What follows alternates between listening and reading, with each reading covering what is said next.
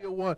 Well, Robert Earl Dean, we are shifting. We're shifting the atmosphere this Yeah. morning because Mandate Records and God Radio One. We don't just do gospel, Right. but we also have another genre of music that we like called jazz and smooth jazz. Yes. And Good music. like they say, the vaccinations are happening. Yeah. The doors are going to be opening Yes. back up, Yes. and now live music is coming back Yeah. in full effect. And we got something coming up very, very, very soon. Now, who Matter do of we fact, have? I'm not finished. You gotta let me Okay. get the build up. I'm Okay. building And building everything. up, and building yeah, up. Okay. yeah.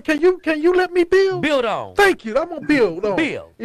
And this weekend Yes. we literally have a wonderful jazz guitarist that is Wow. coming to the city of San Diego. Wow. He goes by none other than Patrick Yandall. Patrick, how you doing this morning? Yes. I'm doing great. Thanks for having me. Man, I tell you, how you been, man? Good, man. You know, Surviving like everybody else. Yeah. So tell me, what's been going on through the pandemic? Being that we haven't been able to tour and do a lot of these events, what have you been up to? I've always been a producer, so I kept producing stuff. I have music in some TV and film, and Wow. also a lot of guitar sessions. I just did a session for Rocco Ventrella, the great saxophonist from Spain.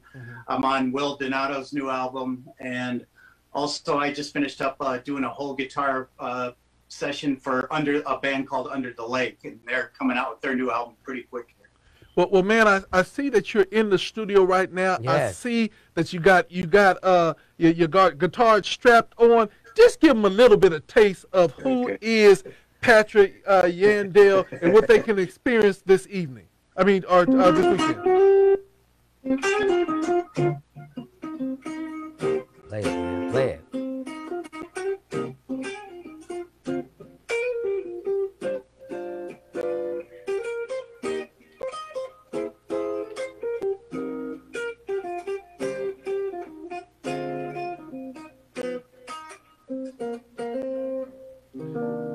Oh, yes. Yes.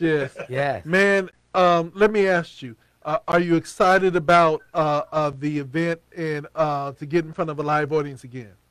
Yeah, it'll be the first time out, and a lot of people have been chiming in on Facebook and Twitter. They've got a few concerns, but it sounds like Randall Kane has got everything set where everybody's going to be safe and well distanced, and so it'll just be nice. I got Nathan Brown on bass. I just played on his two new single. He's got Wow. a single out. He covered Michael Jackson's Heartbreak Hotel, and that's coming out now. And Jason Weber on sax, Max Zappi on keyboards, Tony Lee from my pal. I grew up in Michigan. He also grew up in Michigan. He'll be on drums. And Nathan Brown is actually from Michigan also. So three Michiganders up there on stage. So tell me, during this time of music, pandemic, and social unrest, what has been your message to the people through your music and through your energy?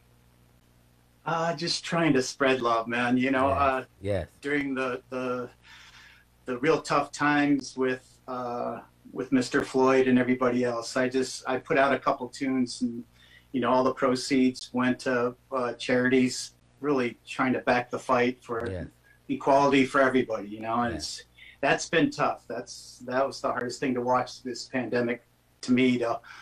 Just all the racial, Tension. overtones of everything that's going on. So through this, jazz, there's not many lyrics. There's some, vocal jazz albums, but with the instrumental stuff, you're just trying to have people enjoy, kick back, relax, and remember why they're on this earth, to just love each other and enjoy the art in the world. So. Yeah, one of the things that I love about instrumental music, jazz music, is your ability to literally tell a story as you are playing. And although you're not using lyrics, we literally hear lyrics and feel lyrics as you're playing. Yeah. Let's talk about some of the people that you love playing with as you tour the nation. Yeah, like my usual band, that I've done quite a few concerts with. Kevin Flournoy on keyboards. He's a huge LA producer, but a great keyboardist who's played with Boney James and Larry Carlton, everybody like that. And it's really nice to have him on the bandstand. Some other people like Nathan Brown, again, bassist out of Detroit, who's played with and toured with a lot of different people, Brian Simpson, and again, a lot of artists like Scott Wilkie, and then Tony Lee on drums. He's been with me for almost 30 years now. You know, we came out of Michigan to try and get up, you know, be around closer to LA to do studio stuff. And we've both done a lot of that work. And, you know, it's just having guys up there like that. You know, I've been on stage with quite a few different people, worked with, had Randy Brecker from New York. I recorded an album in New York. Randy Brecker, Will Lee, Joel Rosenblatt from Spyro Gyre on drums. Ooh. And, you know, I've recorded all over the country. So I've just been very blessed over my career to keep busy. And now, like I said, doing music. I've got music in shows like Young Sheldon, some movie stuff like Fruitvale Station, and quite a few other movies, you know. So, again, been very blessed to keep playing my guitar and making a living out of it. So let me ask you this question. You have traveled all over. Tell me your favorite place that you've ever been at, and then the one place that you was like, if I never go back again, it will not be too soon. Yeah, you know, probably one of my favorite jazz festivals I ever played at was back in Michigan, the River Raisin Jazz Festival. And I actually was the second in line right before the headline, and it was Ohio Players. Wow. So I got to see Ohio Players. This is quite a few years ago. And they went up there, and that was one of my favorite bands growing up. And because to me, they had jazz in their music, and funk was, and they're incredible musicians. So that was one of my favorite jazz festivals in Monroe, Michigan. And it wasn't a huge one like some of the ones I played for, like up in Newport Beach, but it was just great to see Ohio Players. I'll never forget that. And probably one of the worst places. You know, there's gigs that you remember that were you try to forget. And one of my favorite places in San Diego, it's a small club, Humphreys here in San Diego. Oh my God, yes. Yeah, and I love it. But one night I was doing an album release. There was quite a few people in the room, and I was explaining each song, you know, just giving a little background. And while I was explaining a song, some lady yelled out, "Nobody cares, shut up and play some music." And I thought she was kidding, and I looked at her and she was serious, and I thought, she's serious. And from then on, I don't think I introduced any more music. I just played the rest of it. She was drunk. She was drunk. Next time, if that ever happens to you again, I think so. Yeah, if that ever happens to you again, I want to give you a little hint how to handle it. Okay. You look to your left and you look to your right, and whichever side the security person is on, you point and click. Point and click. Say, she can go. Right. You know what I'm saying? Refund her money. Matter of fact, here's her $5. Go on back. Right. Here's your $5. Right. I have a question. Yes, sir. A keyboard player friend of mine, Fatburger. Yep. Yeah. San Diego. When Fatburger was here, he's passed on, Carl Evans Jr. If somebody heckled the band for some reason, he'd say, "Ma'am, the security would like to request that you go out and move your Ford Pinto from out of the parking lot." Right. He said Pinto too. Pinto, right. Yeah, Keep get your round. Pinto and go home. Yeah. Now, I have a question. Patrick, have you played for any other people outside of the jazz world? Who are some of the other artists that you had a chance to play with?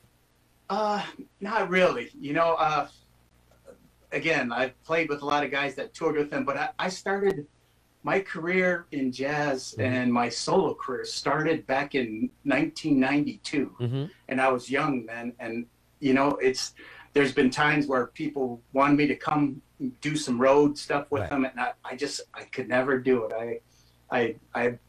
Again, I've been blessed. I've always had session work, always my own projects kind of took over. My first record deal was in 1994. And from then on, I've just been busy with my own music. So. Wow. What a blessing to be man, busy. I feel you got a little gospel in your vein. I think so, too. We're going to call him in and say, "Come on, Patrick, we're going to get this gospel track going." Yes. You know. Oh, you need me for anything. You let Come me on, know. come on through. So Patrick, tell everybody about the event that's coming up, or you're going to be here in San Diego. Give them some information, and then we're going to play the commercial and get back to Okay. some music with you. All right. It's here in San Diego on Sunday, May 30th. I believe showtime is 5 o'clock, and it's put on the Jazz Club Radio is involved heavily with it. Kelly Cole, that used to be one of the main people on KIFM here, San Diego, is going to be hosting, and yeah, it's we're just starting to get back to live music, and it's one of the first jazz actual concert shows in San Diego. So hopefully everybody can make it. The tickets are on Eventbrite, and you can find it pretty easy by just Googling my name, and it's right up there. So Patrick, one of the things that you mentioned Kelly Cole, who is truly an icon when it comes down to the smooth jazz and the jazz arena, is going to be hosting. How do you think, and I won't say how, but we lost a great giant in the supporter of jazz music here in the city of San Diego, and that other than Willie Payne. How do you think that's going to impact the future of jazz when it comes to, because he had a big reach? Yeah, that was a huge loss, and we're all dealing with a lot. We lost a lot of people during this pandemic. Musicians especially, and icons of jazz. I'm not sure where it's going.